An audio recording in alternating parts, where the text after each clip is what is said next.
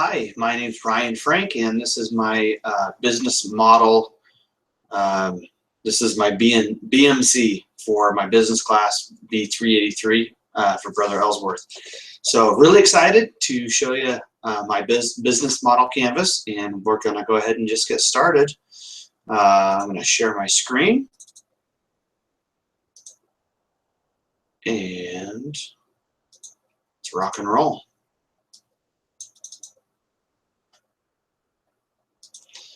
All right, TeleRad Connect by Ryan Frank.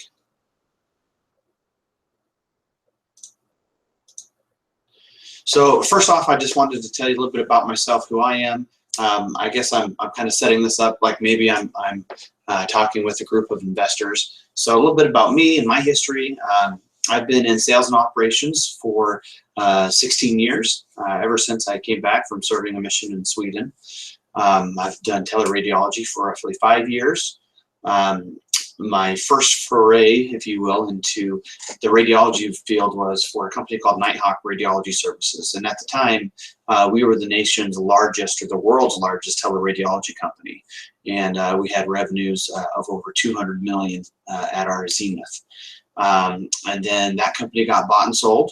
Then I went to go work for Southeast X-Ray for a time as well, and that company focused more on servicing. So Nighthawk serviced more hospital-based radiology groups, so those exams that they were interpreting were coming from hospitals. Southeast X-Ray was more urgent cares. We were doing X-ray overreads and working with mobile imaging providers. Currently, I work as a regional sales manager for a company called Quality Medical Imaging. And so we go out and, we do a lot of mobile x-ray.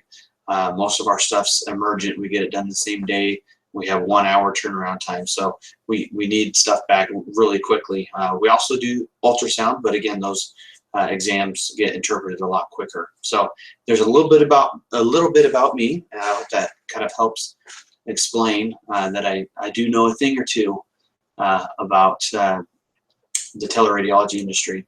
So first I wanted to talk about the market type and the relevant research that I've done so far. So we have the TAM, the SAM, and the target market. So TAM stands for total available market, and we'll just go ahead and total available or total addressable.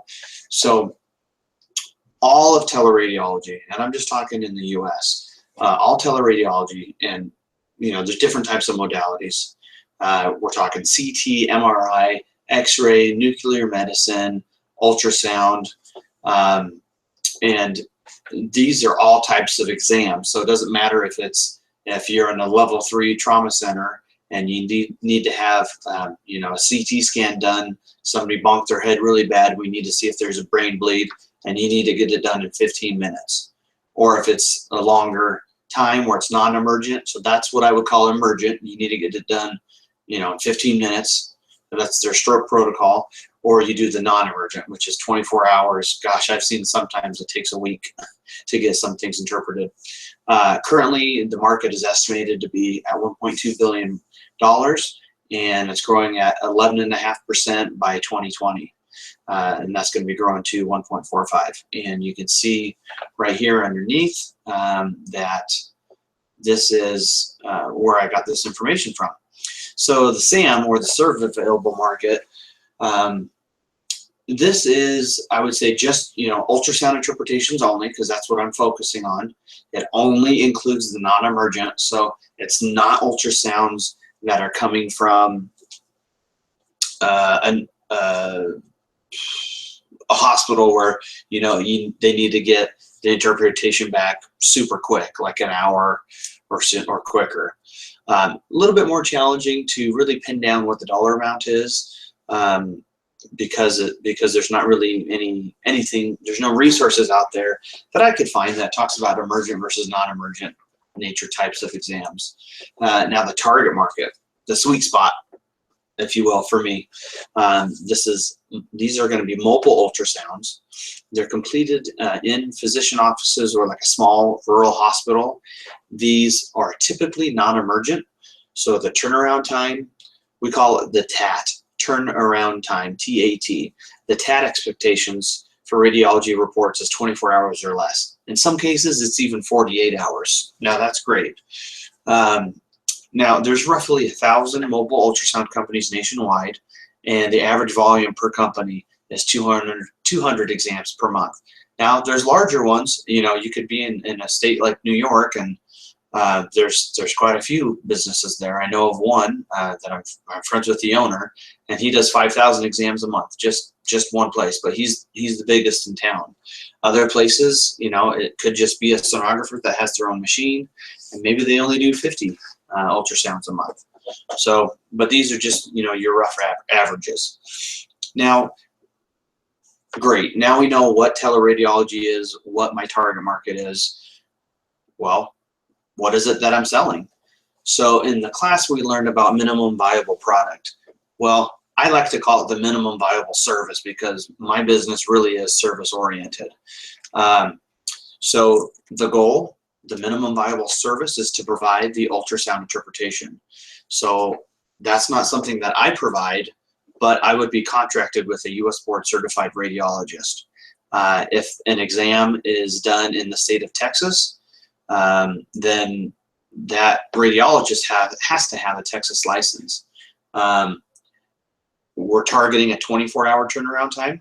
So that's from the time the images are transmitted to us until we receive it, until the report is provided, whether it's faxed or done electronically.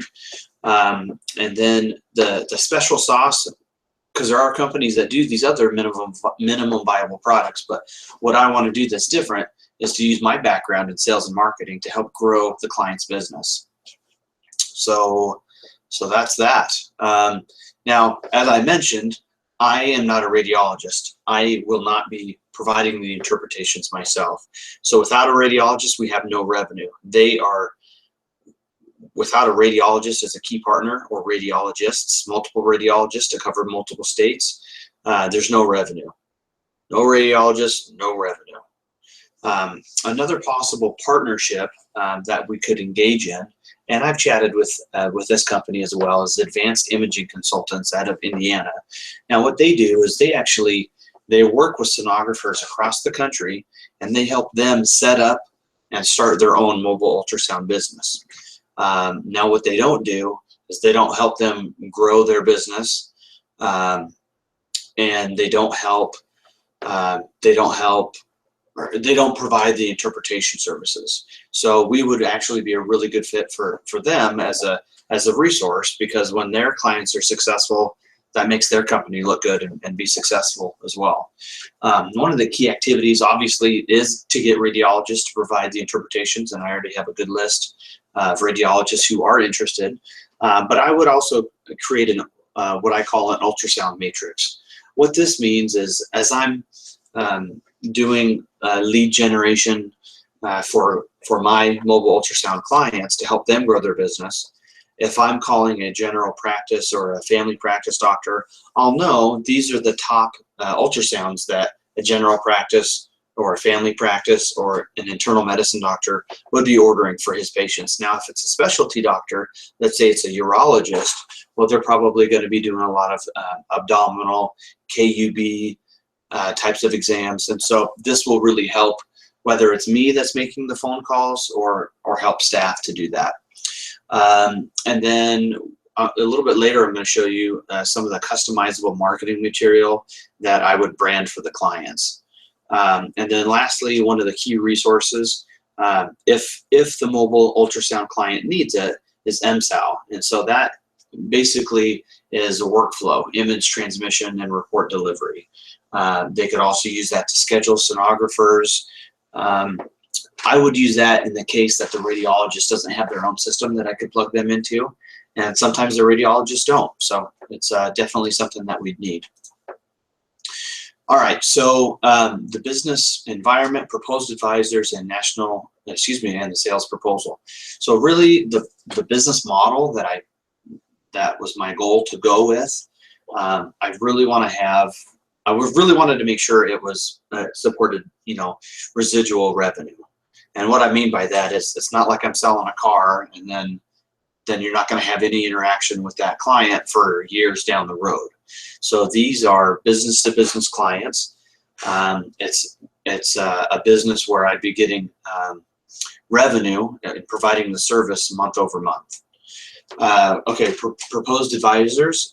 I've been very fortunate to have known Cody West. He owns ProWave Diagnostics, and I've known him since I've worked for Southeast X-Ray. So we've known each other for about 6 years. Ken Abbott is somebody that I've recently gotten to know. He owns a mobile ultrasound business as well in the state of New Mexico, and he might even be one of my first clients. But they do about 500 exams a month, all in the state of New Mexico.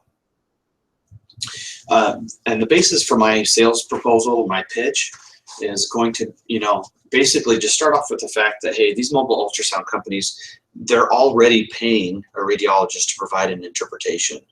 They're already paying for it. It's a sunk cost. That's just part of doing business. But rather than just paying for it and getting the report and that's it, what else can that money buy? What else can it go towards? And so you're basically just shifting that money, reallocating that money to also help grow the business.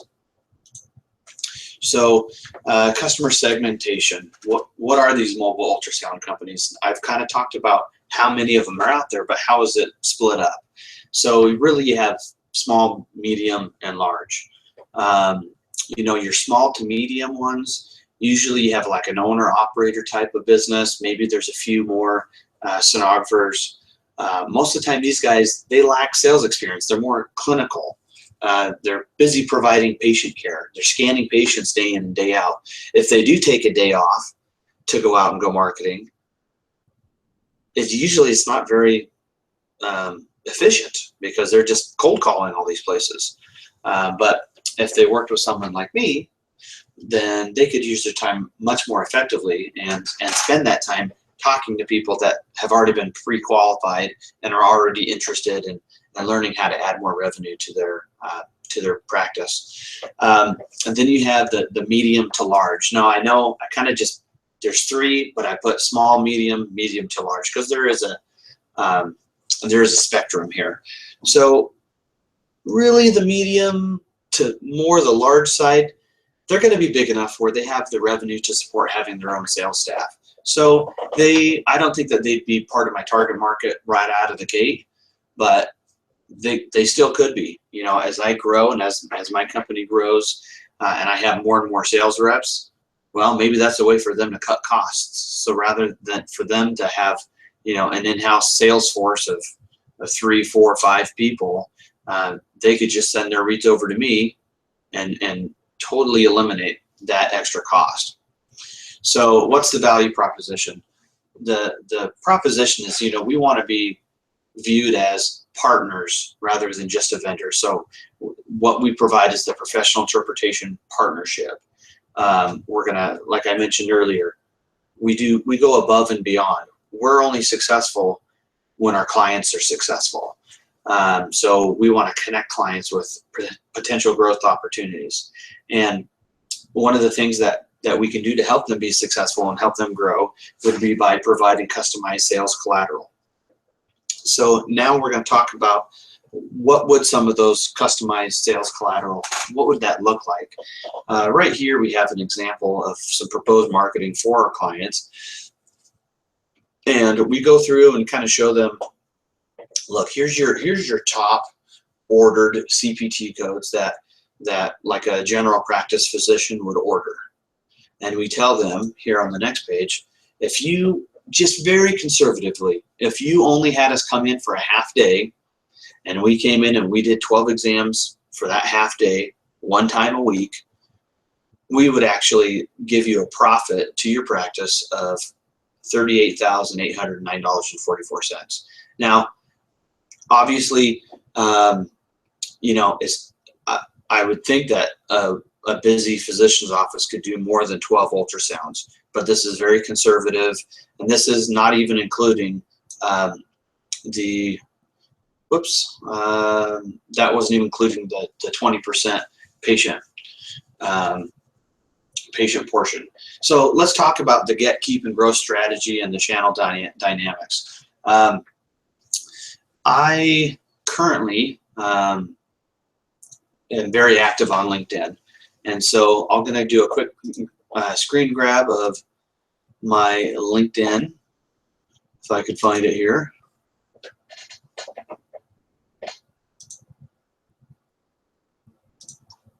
Okay. So my profile, let's go to my network, and I'll just show you how many connections that I currently have. It might take a little while to load it all. So I currently have 5,537 connections, and a great deal of those connections are in the mobile ultrasound or the mobile imaging field. So one of the things I'll show you is groups. So I have a group that I started when I was at a different teleradiology company that really just focused on mobile imaging, and it's called Mobile Diagnostic Imaging.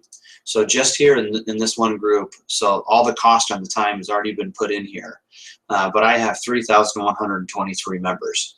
Now this is more accurate. A lot of these people I'm also connected with, but these guys do portable x-ray and mobile ultrasound. A lot of ultrasound, a lot of sonographers are in this group. So definitely this is a big area that I would check in with. I have a lot of connections already in place. Now I'm going to go ahead and get back to the PowerPoint. So all right, I want to get back to I missed one spot here.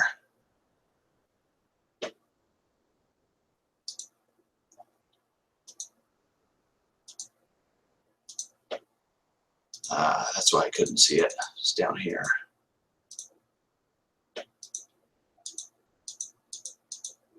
Here we go. Yeah, so and I think so that's our getting clients that we just talked about. The other way that I feel that to keep clients is to offer value, where they don't want to go somewhere else just to save $2 for an interpretation. So we want our clients to view us as partners and not just a vendor. And I've been in that vendor category and I've been in that partner category, and I know that we could add that kind of value by helping them grow. They wouldn't want to go somewhere else because even though we're a vendor, we partner with them to help them grow. And our goal of growing would be through referrals for them they all know each other. A lot of the owners know other mobile ultrasound owners. And then organically, we would grow through our current clients by helping them grow. Information insights from early evangelists and experts. So one of my big eye-opening things was learning that it's not just physician office practices that these mobile ultrasound companies target, or that they get their business from. When I was talking with Ken Abbott, he's the owner of NCT Medical, and that's in New Mexico. He told me that 40% of their volume actually comes from rural hospitals. I had no idea. I thought it was all just completely from physician offices. And then talking with another gentleman that I've recently come into contact with, he said, focus it's got to be on quality all day long, which I knew that. Timeliness, super important. Communication, super important. But he also mentioned education. So, I need to make sure that I have radiologists that are willing to talk with the primary care physicians, the PCPs, the family doctors, the internal medicine doctors, to help them understand, okay, so here's what the report says. Now here's what I suggest you do to treat the patient for this. Because if they don't know how to interpret the radiology report and how to translate that into the next steps for patient care, then it doesn't really do anyone any good. And the other thing that I learned, and it was kind of by accident, but I learned that a premium can be charged as incentive for growth. And what do I mean by that? Well, people love the idea of like, yeah, hey, growing my business, that's great. Man, and one person said, if you doubled my business in a year, I'd pay you double that. And so it kind of dawned on me that, hey, while, maybe we make X amount for the business that they transfer over to us as we help them grow, we could charge them maybe an extra $5 per read on all the new business that's coming in that we help them grow. And so that's another way to increase our profitability. Some more insights from some of the out of the building testing. Now, a lot of my out of the building, it was really over the phone because this is a nationwide thing. It's not like there's 20 mobile ultrasound companies, you know, close to where I live. My company would be virtual, so I'm not selling a product, it's a service. But some of the things that I heard was don't just generate leads, you have to close the sale. Now, if I'm not closing the sale, it's about managing expectations. And this was with somebody that I spoke with in California. They said, if you just generate leads and they're not able to close them, number one, that doesn't help you grow your business. But number two, the clients will still be frustrated at me, even though it's not my fault, but they'll still be frustrated at me because I'm not helping grow their business, even though that's not, you know, you have to manage your expectations. So I have to be more involved in actually closing the sale and not just generating the leads. So the importance of rural hospitals, as I mentioned earlier, Ken Abbott's business, 40% of his business is rural hospitals. Now, if I'm in a higher densely populated area, probably not going to have a lot of rural hospitals there, but in states like New Mexico, maybe even Idaho, that could play a more important factor. Now, I also learned that I need to qualify the prospect. So sometimes I was on the phone talking with people and I'm like, I'm so excited. Oh yeah, they need this. And then I just find out that, oh, well, they want all their stuff. They want all their reports to come back to them in less than an hour or in an hour or less. So I figured out that I need to qualify my prospects. So kind of ask the right questions up front so that I'm not wasting their time, and then I could be more efficient with my time. The other important thing about qualifying the prospect is if I'm calling a mobile ultrasound provider, I need to figure out how many of their exams, not only how many exams are they doing, but I need to figure out how many exams they're sending out to be interpreted. Another client in California, you know, he said he does about 100 exams a month, but only 5% of those roughly does he send out for an interpretation because he's in specialty physician offices, meaning they're not radiologists, but maybe they're a vascular surgeon, a vascular physician, and they like to interpret their own images. So I really need to make sure, you know, that I'm being respectful and efficient with my time. All right, so there's that. Now, some of the feedback here's just like my top things that I got feedback from my advisors. Don't overpromise and underdeliver. I tend not to do that. I know a lot of salespeople do that, but that's something that I don't want to do because it would totally sabotage the business to overpromise something and then just not deliver on it. I'd rather underpromise than overdeliver where they're just super happy with the service. And here's another really important part. First, I have to just prove that the model works. Okay, then I need to perfect it. Once I perfect it, I have to replicate it, and then that's where I can grow. A lot of people like the idea, and I'm excited about it, but I need to make sure that it works. I need to make sure I have a good case study and say, hey, here's these guys as an example. It's not just pie in the sky. It's something that has actually been done, and then I could make it great, perfect it, and then just continue to roll it out and grow it. The other important thing is, you know, to compete on quality, to add value. Don't compete on price, because the more you compete on, I don't want to be the Walmart of mobile ultrasound interpretations. That's I don't feel like that's going to get me anywhere.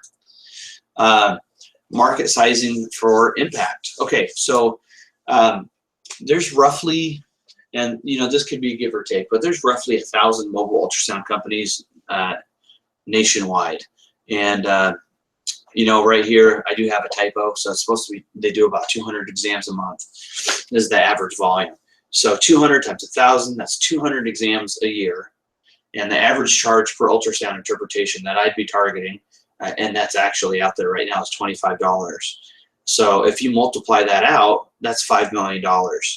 Right now, cost-wise, it's going to cost me $15 to have an exam interpreted by a radiologist, and then that leaves me $10 in gross profit margin. So $10 times 200,000 is $2 million. So I'm really excited. This could be a pretty big business. I'd be happy, even at these numbers, to be making 10 grand a month. That would be wonderful for me. So it's good to see that I have room for growth. And we've already kind of talked about this metrics that matter. It's so important for me to control costs as a startup, and finding the right radiologist who has a lot of their own equipment, so I don't need to invest in costly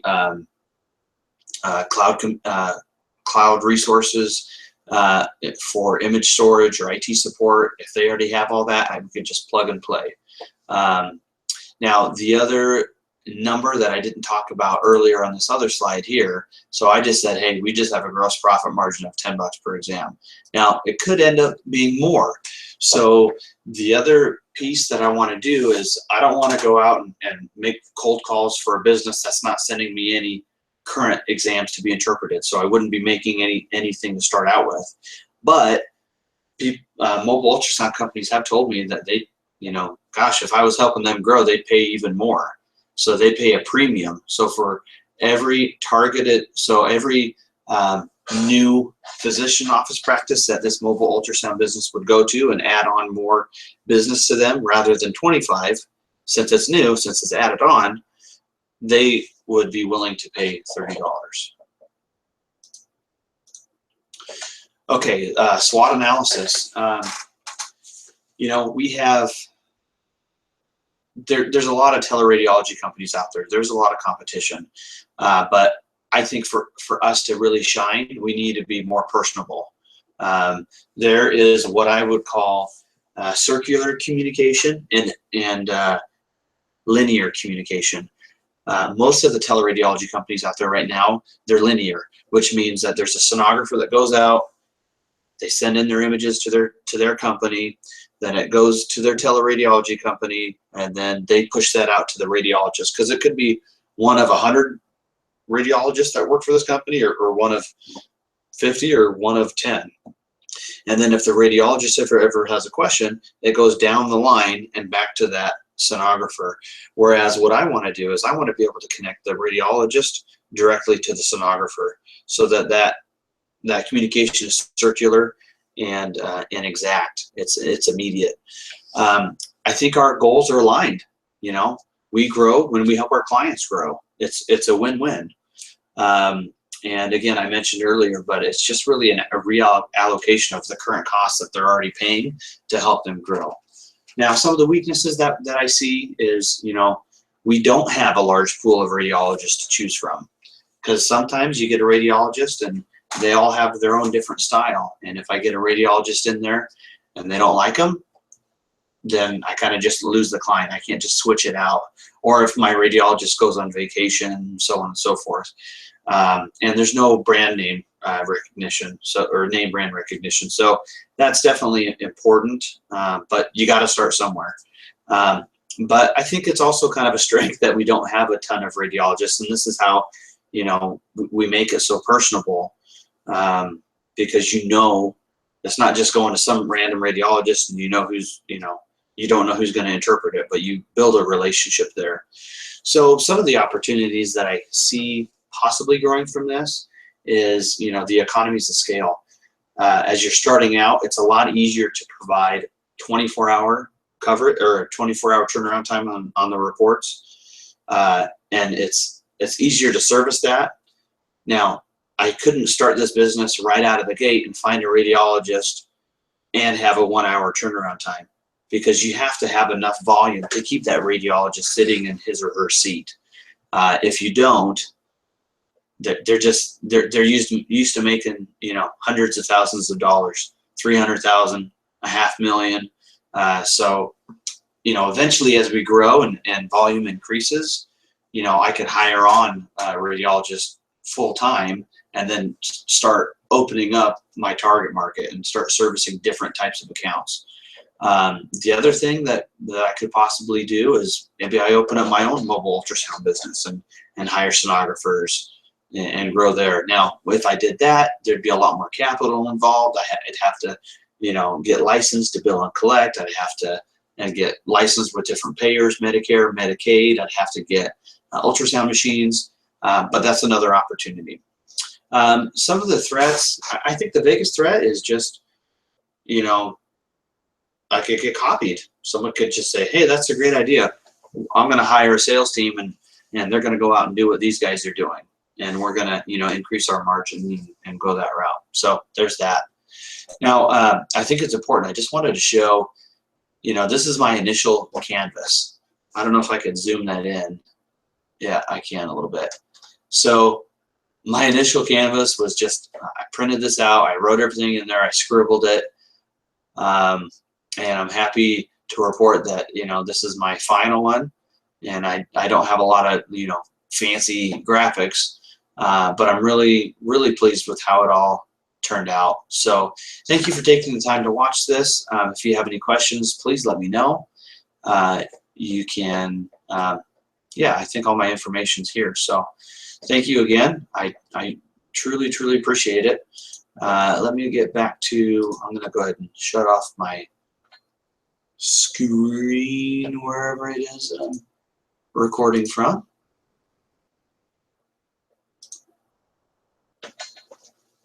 All right, I'm good. So again, thank you so much. I'm working on this now as a live business, and I hope to, although I love what I'm currently doing, working for Quality Medical Imaging, I'd love to start this off and maybe have some partners and maybe it'll be something that I could turn into doing full time.